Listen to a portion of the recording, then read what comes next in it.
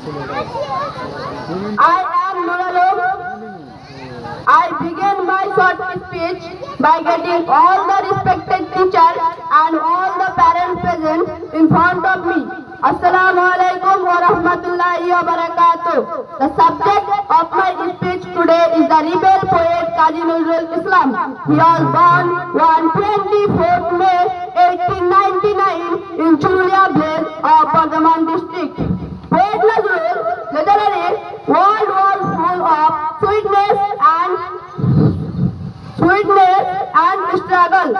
His poems had the fire of protest against the injustice of the British.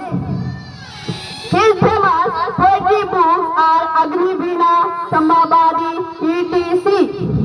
His patriotism and ideals will never be forgotten. I ended my speech by honoring his struggling thought. Thank you.